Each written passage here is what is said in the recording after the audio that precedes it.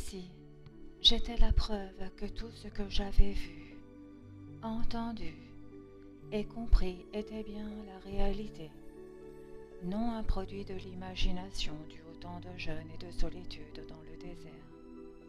Ma nouvelle énergie me permit de me hâter sur les mauvais sentiers qui menaient à la sortie du désert.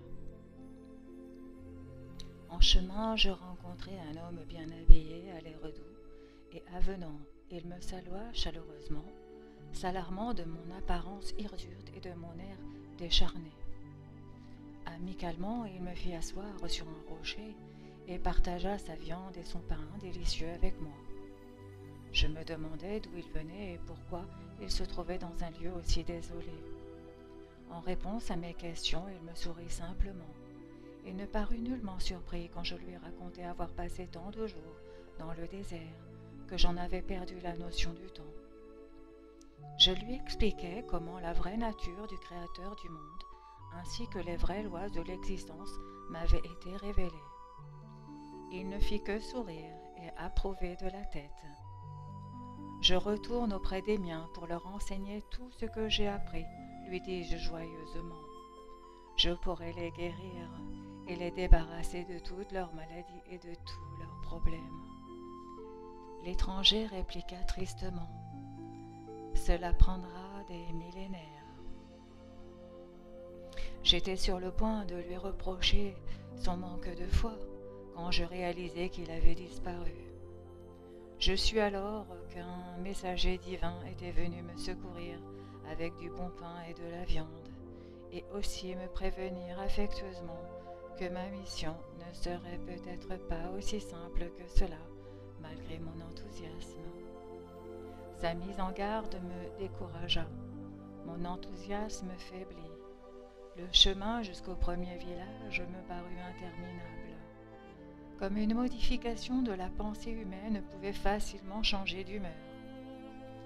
Il me vint à l'esprit que je pouvais encore prouver la vérité de tout ce qui m'avait été montré en sautant du bord d'un précipice, ce qui aurait été grandement écourté mon trajet. Comme j'étais sur le point de le faire, l'idée me vint à nouveau fortement que j'essayais de prouver que ma période d'illumination était réelle. Si j'avais besoin d'une telle preuve, c'est que j'étais en état de doute et que je me tuerais probablement sans compter qu'il m'avait été montré qu'en toute situation, je pouvais élever mes pensées vers la conscience créatrice, Père, et demander une solution à tout problème. Avec quelle rapidité j'avais oublié la vérité. Alors, je priais passionnément, demandant pardon d'avoir voulu flatter mes caprices et faire les choses à ma façon. À nouveau, la réponse vint dans une force renouvelée et un pied plus sûr pour gravir le sentier escarpé. Je découvris aussi que je couvrais si rapidement de longues distances qu'il me semblait que je survolais le temps. J'étais dans une dimension plus éthérée, je m'élevais au-dessus de l'épuisante dépense d'énergie. La marche devenait si facile qu'elle en était maintenant revigorante. J'exultais à l'idée que j'avais trouvé la clé d'une vie plus abondante. Un peu plus tard, je me sentis tellement à l'aise que mon esprit se mit à vagabonder. Je repensais à ma rencontre avec l'étranger et la bonté qu'il m'avait témoignée. Mais je me rappelais aussi sa mise en garde et à nouveau mon ancienne nature reprit le dessus. Je me sentis profondément révoltée qu'il ait osé se permettre de prédire le déroulement de ma tâche. Je décidai qu'il ne connaissait rien à mon futur et j'écartai sa mise en garde. Vraiment, pensai-je, avec la connaissance que j'ai reçue, je pourrais accomplir ce que nul homme n'a jamais fait auparavant. Au lieu de lutter contre les difficultés de la vie, je pourrais facilement amasser les biens, faire des adeptes sur mon passage et partager avec eux mes connaissances pour leur rendre à eux aussi la vie plus facile. Je pourrais éliminer toute trace de souffrance et de douleur. Tandis que je contemplais les lieux environnants, qu'il me serait si facile à présent de visiter, je sentis soudain que je ne faisais plus qu'effleurer la surface du sol. Je m'élevais jusqu'au plus haut sommet d'une montagne escarpée dominant la région. Le monde s'étalait à mes pieds. Je sentais revenir mon premier enthousiasme. Comme il serait facile de réunir les gens et de leur transmettre mon savoir, je deviendrais puissant et même célèbre pour avoir délivré l'espèce humaine de toutes ses souffrances et maladies. Je gagnerai l'estime des hommes et leur respect. Je serai plus considéré comme un bon à rien. Tout ce que je venais d'apprendre à peine quelques heures auparavant me revint brusquement à l'esprit avec une clarté et une force inouïes. N'avais-je pas appris que la seule manière de prospérer était d'abandonner ma volonté propre et de me tourner vers le Père pour recevoir son assistance en tout ce que j'entreprendrais? Alors, je me rappelais que la création travaillait dans le dessein d'accomplir ses propres buts. Le processus d'individualisation suscitait certains comportements humains. Attirer et repousser, prendre et donner. C'était là une source de grande souffrance dans toute vie. Mais n'était-ce pas elle précisément qui forçait les gens à chercher une meilleure façon de vivre pour trouver le vrai bonheur? Je réalisais que les mots de l'humanité avaient leur rôle à jouer dans le plan humain de l'existence. Avais-je le droit d'apporter ces informations privilégiées aux hommes et d'annuler ainsi les effets du processus d'individualisation? Je réalisais que je réfléchissais à partir du centre de mon individualité, mon ego. Or, c'était précisément l'égoïsme qui créait des barrières entre l'humanité et la conscience créatrice Père. Je devais donc maîtriser mon centre du désir humain si je voulais vivre en parfaite harmonie avec mon Père, ce qui était mon intention sincère.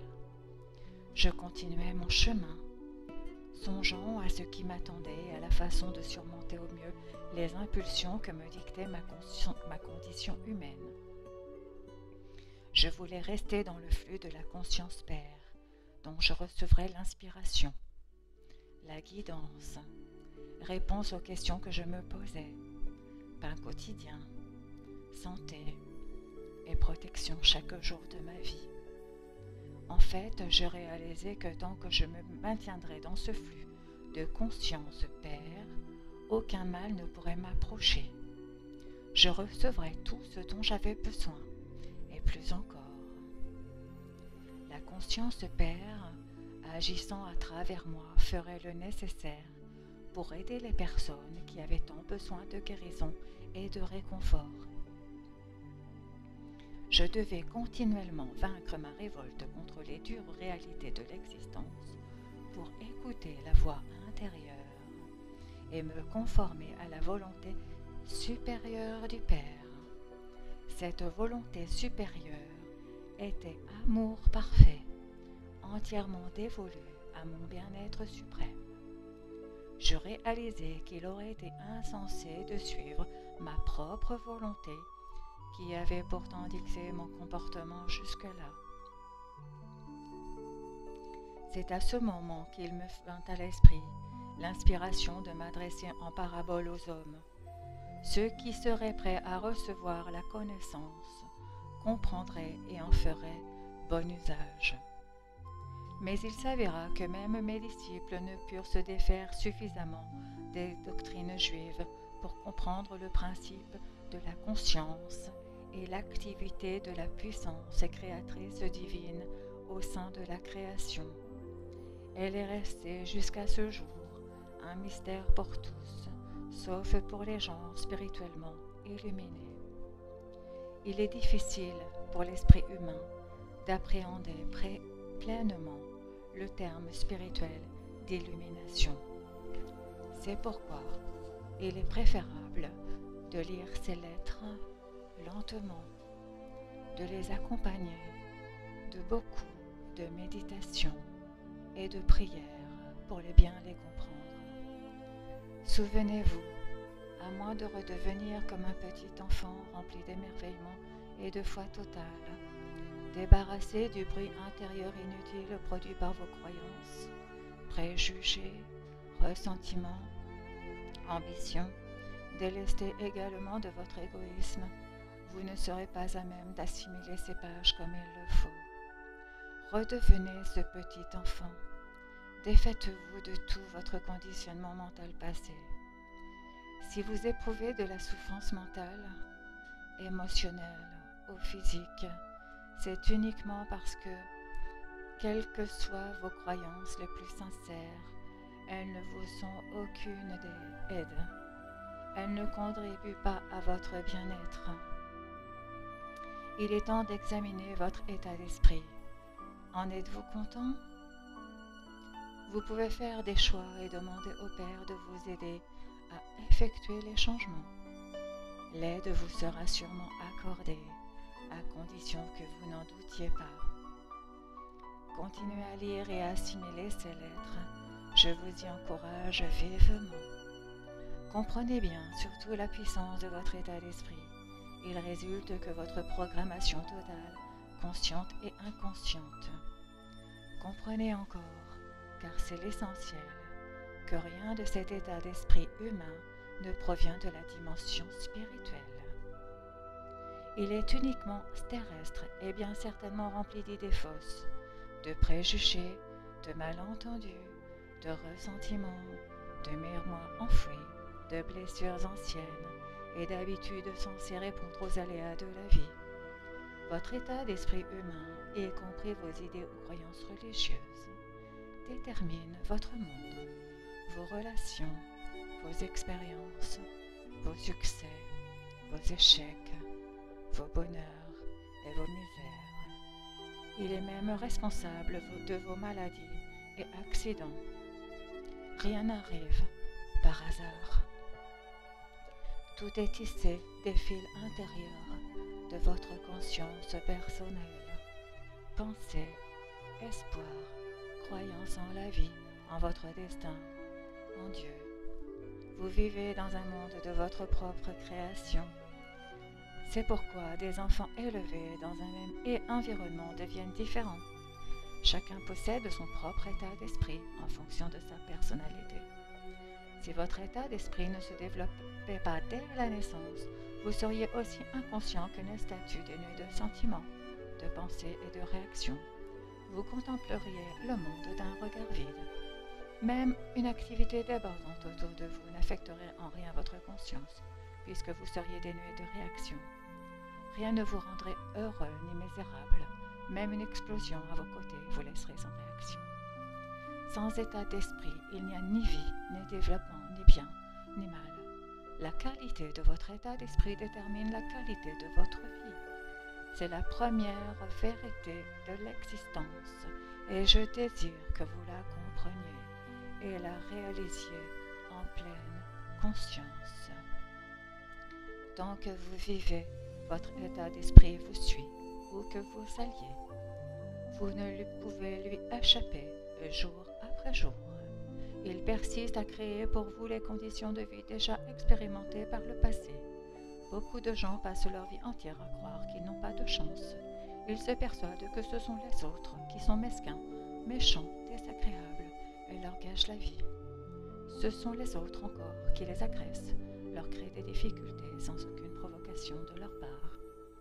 Mais les autres ne sont pas fautifs. C'est l'état d'esprit de la personne qui attire à elle des circonstances négatives. Beaucoup de gens rejettent l'idée qu'ils sont seuls responsables de leurs problèmes. Certains ont plus de mal à reconnaître leur insuffisance que d'autres, qui ont suffisamment de force intérieure et de confiance en eux pour s'examiner franchement et honnêtement. La prière sincère attire la conscience créatrice Père dans l'esprit. Silencieusement, dans le secret, elle purifie la conscience humaine de tout ce que celui lui cherche à élever veut éliminer. C'est par nécessité un processus très graduel de purification intérieure et de développement. Vos schémas émotionnels peuvent tout autant nuire à votre bien-être général que votre esprit du moment. Votre état d'esprit et vos schémas émotionnels sont vos outils de création. Ensemble, ils dessinent les grandes lignes des événements, possessions et conditions de votre vie future. Ces outils de création ouvrent dans votre vie, que vous le vouliez ou non, votre œuvre. Il est bien plus difficile de découvrir vos attitudes émotionnelles profondément enracinées, conscientes ou inconscientes, que de reconnaître votre conditionnement mental. Des personnes peuvent être soumises à des schémas émotionnels indésirables et totalement inconscients, car recouverts en permanence par les émotions du quotidien. Pour découvrir quels sont vraiment vos schémas émotionnels, posez-vous les questions suivantes et répondez-y honnêtement. Nier ces schémas émotionnels, c'est se duper et s'empêcher de vivre dans la joie à laquelle on est destiné. Comment percevez-vous réellement votre vie? J'aimerais que vous écriviez une lettre chaleureuse et pleine de compassion. Exprimez franchement ce que vous ressentez, tandis que vous répondez aux questions suivantes. Êtes-vous heureux d'être en vie, ou bien préféreriez-vous cesser de vivre? Si vous choisissez en toute sincérité la seconde réponse, votre attitude face à la vie est négative et vous êtes en guerre contre vous-même à un niveau très profond. Si vous savez consciemment que vous devez poursuivre votre vie quotidienne, mais au plus profond de vous, vous aimeriez en finir, cette guerre intérieure vous empêche d'attirer à vous les expériences que vous pourriez vivre avec un schéma émotionnel positif. Comment vous sentez-vous réellement avec vos proches? Y a-t-il une quelconque hostilité enfouie que vous refusez d'admettre ou dont vous n'auriez pas conscience? Comment vous situez-vous par rapport à votre emploi, vos collègues, vos loisirs, les autres races, etc. Écrivez tout ce que vous découvrez sur vous et mettez ce document en lieu sûr. Ce travail, fait pour vous-même, est destiné à votre seul bénéfice. Vous ne l'avez pas fait pour être une personne meilleure, plaire à Dieu ou recevoir l'approbation d'autrui. Vous l'avez fait pour ôter vos blocages intérieurs qui entravent votre développement spirituel et votre bonheur. Si vous décidez de changer votre vie en lisant ces lettres quotidiennement, je vous encourage vivement à mettre votre document daté en lieu sûr. Relisez-le dans un an et vous réjouirez des grands changements à présent installés dans votre état d'esprit. Vous constaterez aussi que des changements seront survenus dans des circonstances de votre vie. Souvenez-vous que la prière et la méditation entièrement dirigées vers votre Créateur renouvelleront votre force et votre discernement, lesquels à votre tour transformeront vos sentiments et votre environnement. Quand vous priez, ne vous focalisez jamais sur vos problèmes. Demandez toujours le bon remède. Laissez le Créateur vous apporter la bonne solution, que votre esprit humain ne peut pas même imaginer. Par exemple, ne faites jamais à votre Père Créateur combien vous êtes malade. Concentrez-vous sur la puissance de la guérison, que vous recevez instantanément, quoique votre conscience soit peut-être trop dense, c'est-à-dire trop humaine pour que vous la receviez. Mais rendez grâce à votre rétablissement rapide et n'en doutez pas. Quand vous rendez grâce, vous acceptez, reconnaissez, croyez et imprimez dans votre conscience que votre prière se trouve maintenant dans la conscience aimante du Père et qu'il y aura un résultat visible en temps voulu, au moment juste. Lorsque j'étais en Palestine, je rendais grâce constamment pour l'œuvre avant qu'elle ne fût accomplie. Ne priez jamais pour ensuite sortir de chez vous et raconter aux gens combien vous vous sentez mal ou combien la situation personnelle ou générale est affreuse. Si vous avez demandé au Père Créateur une solution à vos problèmes, qu'ils soient par exemple financiers ou de santé, quelle insulte vous lui faites si vous continuez à parler de vos problèmes passés. Vous défaites immédiatement l'œuvre que le Père Créateur a entreprise. Si après la prière, votre attitude intérieure négative perdure, priez encore et encore, jusqu'à ce que vous puissiez l'écarter de votre esprit et réellement croire que tout est divinement pris en charge à l'instant même. Rendez maintes fois grâce pour les bienfaits que vous avez demandés. Assurément, ils se matérialisent.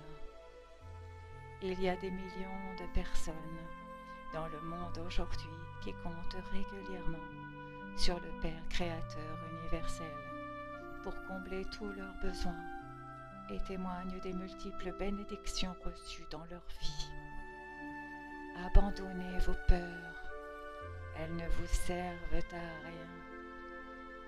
Tournez-vous dès maintenant vers le Père Créateur universel, la source de votre être, de votre conception, croissance, développement, nutrition, régénération, guérison, la réponse à tous vos besoins, votre protection dans un système de loi et d'ordre spirituel.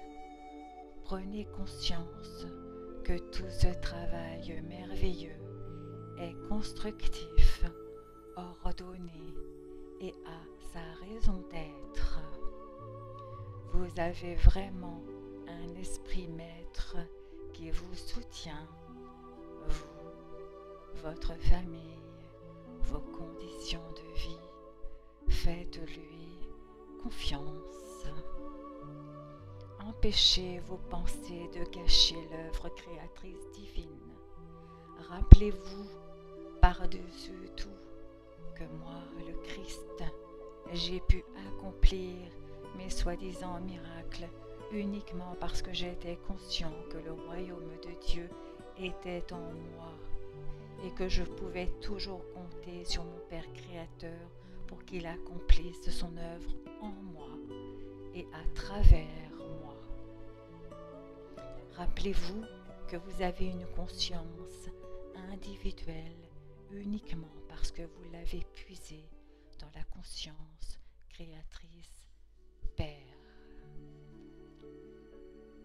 Quand votre conscience individuelle sera entièrement purifiée de toute négativité, vous aurez aussi et deviendrez aussi un canal, une voie purifiée de la conscience créatrice Père.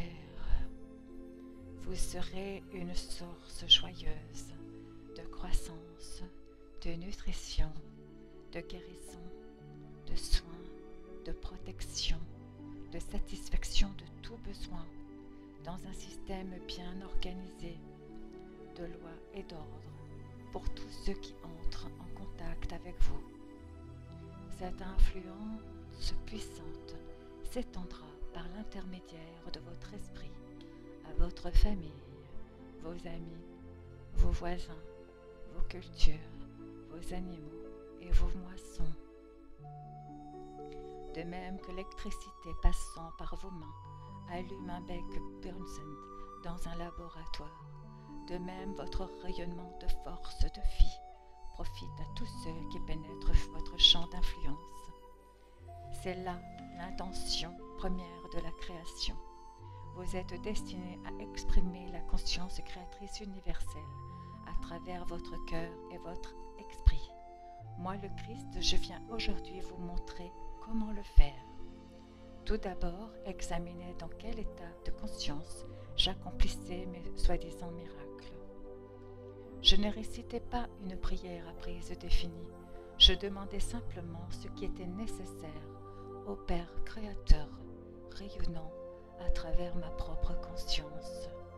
Je prenais fortement conscience de la conscience créatrice Père et visualisais qu'elle était une force dynamique, œuvrant et se manifestant dans le monde visible en tant que créativité, intention intelligente, croissance, nutrition, guérison, génération, protection, satisfaction des besoins, le tout dans un système de loi et d'ordre. Je réalisais que la conscience créatrice Père irradiait toute sa nature à travers ma conscience pour pénétrer la conscience de ceux qui avaient besoin de guérison et croyait sincèrement qu'il la recevrait.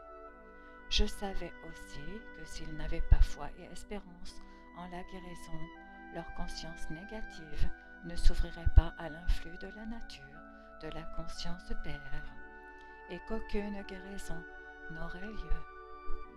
Je réalisais aussi que l'œuvre de guérison accomplie par la conscience créatrice père était vraiment l'amour rendu visible sur terre.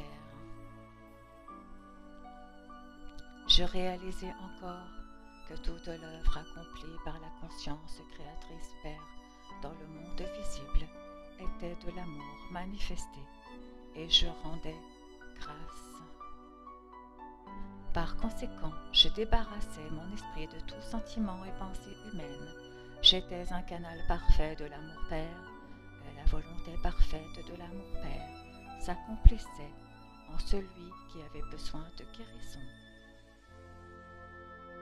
C'est pourquoi je disais à la personne qui venait d'être guérie, « Va et ne pêche plus. » Sachez-le et croyez-le de tout votre cœur, l'état de conscience qui était le mien lorsque je vivais sur terre est bel et bien l'état de conscience auquel vous devriez vous aussi aspirer de tout votre cœur et de tout votre esprit.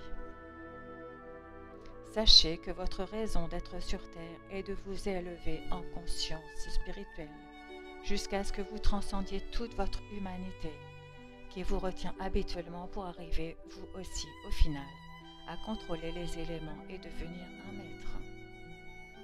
Comprenez aussi que lorsque la conscience mondiale sera en parfaite harmonie avec la conscience créatrice Père, toutes choses contraintes au parfait bien-être de l'homme disparaîtront.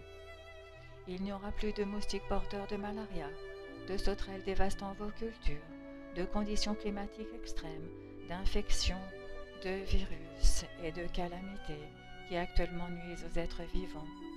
Vous vivrez sous un menton de protection universelle quand votre conscience sera en parfait accord et en parfaite harmonie avec l'amour Père.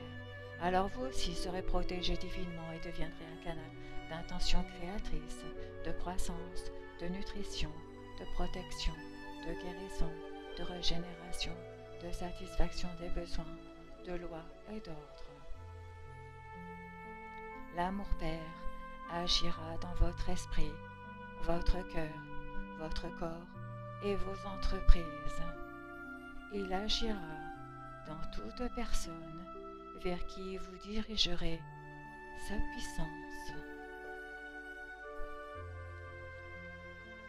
Ainsi se termine la lecture de la lettre